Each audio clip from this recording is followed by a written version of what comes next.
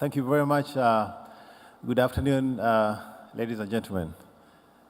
I'm very privileged today to come to the Philippines. I come from Kenya. I think this is my third time in the Philippines. I was here first in 2008, and then I was here in 2009 during the first Global Peace Convention. And I'm happy to be back here today. And more so, I'm privileged to be speaking in front of you, the educators in the Philippines and from all over the world. To begin with, I would like to say that I'm passionate about transforming education.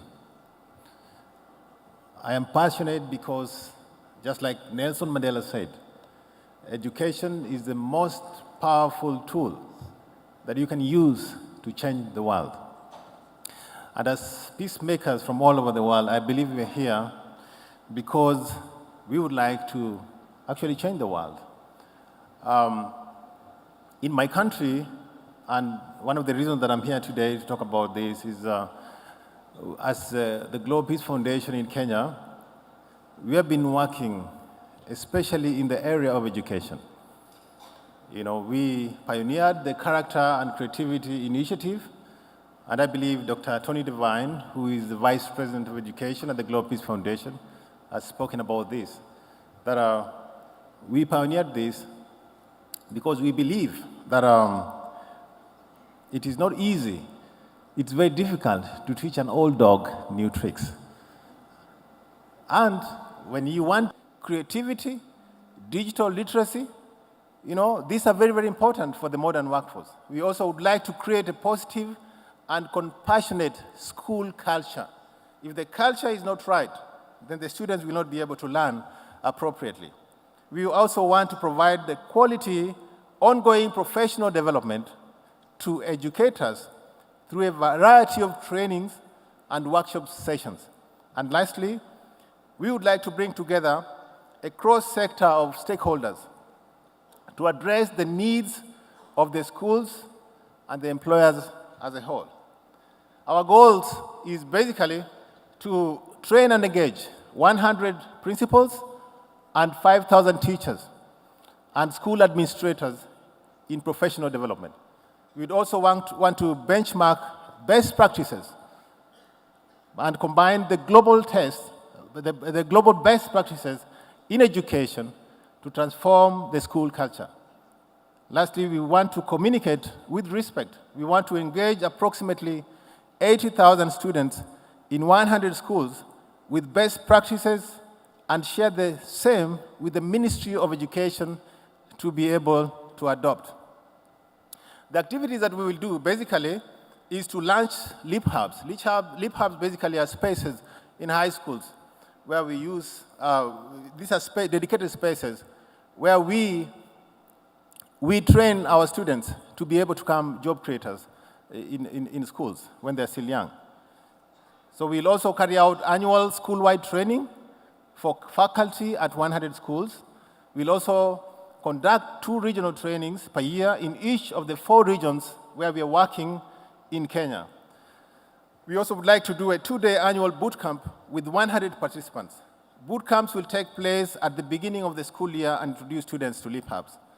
Lastly, we will have annual hackathons with 100 Leap Hubs participating. What does it take to create a critical mass to influence policy?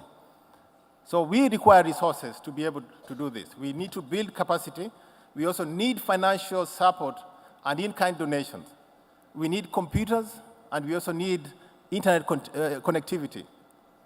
Secondly, we also are looking at the collective impact. We want to bring on board different players to be able to work together as a team. And lastly, school ownership is very, very critical. We must work with the schools, with the administration. We must work with the principals and teachers to be able to own the programs that we are doing in the schools. So as we're talking today in Kenya, we have 24 Leap Hubs and CCI in Kenya across 12 counties. So the scale-up intends to increase the number of the schools from the current 24 to 200 schools in the next 2 years. So basically, the demonstration schools will have replicas all throughout.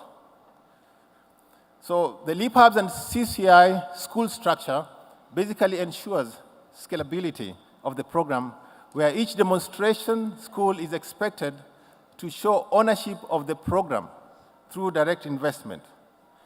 So the ecosystem works with the teachers, program staff, students, corporate partners, and also with the Ministry of Education. Lastly, we also have a tool for doing monitoring and evaluation, because we have to measure the kind of work that we're doing. And we have developed what we're calling the Character and Creativity Standard Survey that is actually going to help us to test the skills that we are actually imparting to these students. So we're looking at the issue of character, creativity, and these kind of things, which we are going to monitor and evaluate through this standard. So the overall impact is basically, once we achieve the work we want to do, we will basically achieve employment and economic development. We will also achieve societal and political stability.